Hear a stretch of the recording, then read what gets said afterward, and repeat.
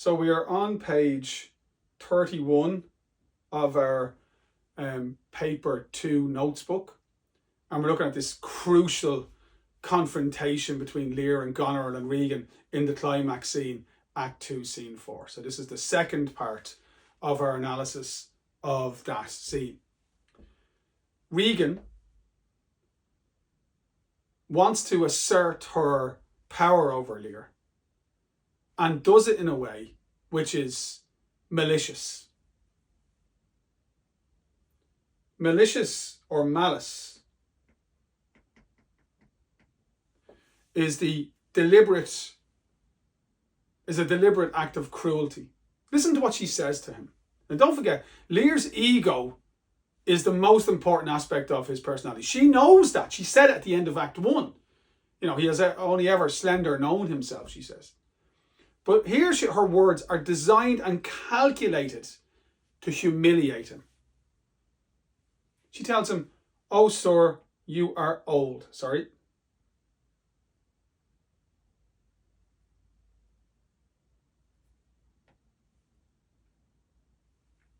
"Oh, sir, you are old. Nature in you stands on the very verge of her confine. You should be ruled and led." Now, I'd love you to learn the rest of it by some authority, some discretion that discerns your state better than you yourself. But lads, look, if you didn't want to learn all 3 parts of that, look what she's saying to him. You should be ruled and led. Daddy, behave yourself.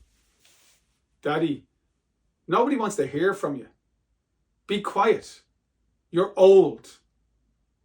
You're nearly out your mind. Now, by the way, first thing she says, yes, he is. Second thing she says, I think it's probably true. Third thing she says, you need to listen to advice. I think that's true. So nothing she's saying here is wrong. But the pleasure, the relish, the enjoyment she gets from telling him the news in this way, for speaking to him in this way, it's unmistakable that she's really enjoying his suffering. She really loves it. And that malice makes her less sympathetic, makes us feel a level of antipathy or dislike for her. Because, yeah, he is, has been wrong. Yeah, he has been a bully, but he is her father and he is suffering, and maybe he deserves a degree of kindness or compassion. She will show him none. He, in a desperate moment, kind of sarcastically says, "What do you want? Do you want me to get down on my knees and beg? On my knees I beg that you'll vouchsafe me raiment, bed and food." And what he doesn't really understand is, that is exactly what she wants. She wants him on his knees. And what she understands and he doesn't understand is that he does need her to provide raiment, which means, nutrition or, care. She needs him. He needs her to look after him. And he's saying, "What do you want me to do? Beg?" And of course, what he doesn't realise or can't see is that's exactly what she wants. Because that's what he made her do in the love test. And we discussed this in the Act 1, Scene 1 analysis.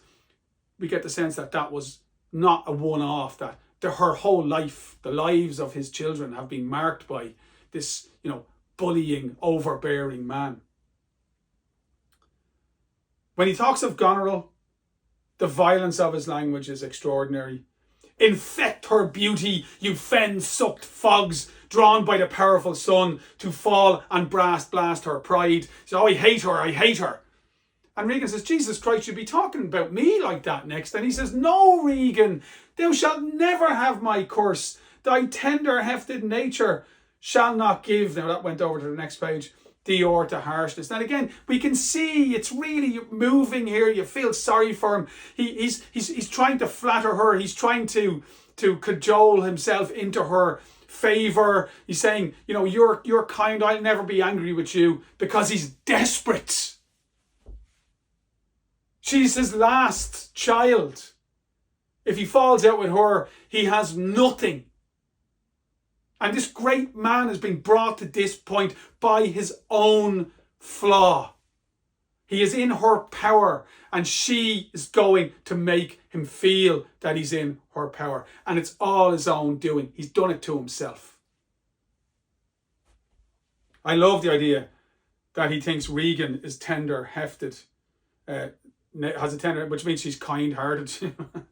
She's definitely not. It's evidence of his blindness. But then we get into the real meat and bones of Act 2, Scene 4. Regan's cruelty to her father is evident in a must-learn top 10 quote. "I pray you, father, being weak seems so." Dad, please, you're weak. Shut up. Utter contempt. And the pleasure that she takes in delivering those words is difficult to miss. She really is enjoying him squirming, having him on the end of a pin here. When Goneril comes in and they're united and they demand that he reduce his retinue and go back to Goneril, you know, they're just toying with him. They're playing with him. They're humiliating him and enjoying it. And he's lashing out. "Return to her and 50 men dismissed." No. And he says this very famous line, "Rather I abjure all roofs and choose to wage against the enmity of the air." He says, "I'd rather go out and be homeless than be humiliated."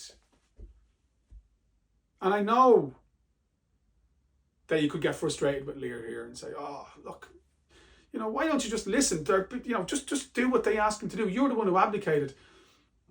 But there is something heroic. When I was a kid, I used to watch the WWF, as it was then. There was a fella called Hulk Hogan, and he'd be down on the mat. He'd have to get battered, absolutely killed. And then there'd be a moment where he's on the ground and the arm would just come up. And next minute he's fighting back. He's heroic. You know, that willingness, that ability to take the hits and then to keep fighting. It's a primal thing in us, isn't it? We admire fight, spirit, resilience. And while Lear is such a complicated character and it's so difficult to like him in the play, there is something heroic, something admirable about his refusal to break in their, to give in to their demands. He breaks psychologically, he breaks mentally, but he doesn't break and be compliant for them. And whether he's right or wrong, that dignity, that strength, that resilience is heroic. It is a part of who he is as a tragic hero. Of course, the sisters don't let up on him. They show him no mercy. They need to show him some compassion here. They don't. This changes our perception of them. Goneril asks him, "Why not you, my lord, receive attendance from those that she called servants or from mine?" You don't need a retinue. You don't need servants. Sure, you'll just use ours. Now, of course, what she's saying is, I'm not letting you have any power whatsoever. She understands how important that retinue is to him psychologically as a symbol of his status. She understands what taking that retinue away will do to him. She knows exactly what she's doing and she's enjoying it. And Lear, in two of the most poignant moments where we really do start to feel a degree of sympathy for this old man, makes two really interesting observations. First of all, he says, man's life is cheap as beasts. What he's referring to is the idea of animals as being there to be exploited. It's probably not something that we, well, I hope it isn't something that we, an attitude that we have in the modern world. But the idea that, you know, you have a horse and you ride the horse and then the horse is old and no use anymore. So you send it to the yard where it gets butchered and slaughtered and made to turn into glue.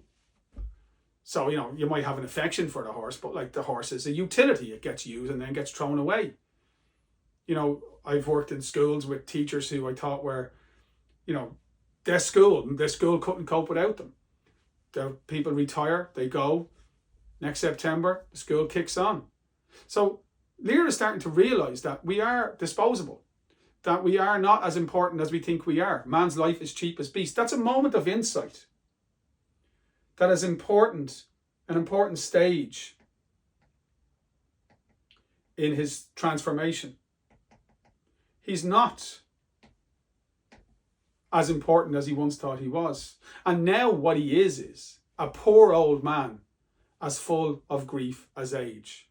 So all the trappings of royal power, of authority, all that presence that he once had, all that charisma, all that power to intimidate, it's all gone. And what is he now? Poor. He is literally poor. He has no possessions. He's given them all away. He's old. And he's as full of grief as age. Now he's very, very, very old. So that simile, as full of grief as age. Lovely monosyllabic language, as full of grief as age. The simplicity of the language somehow reflects the profundity or the deep meaning of the observation. He's very, very, very old, and his heart is absolutely broken.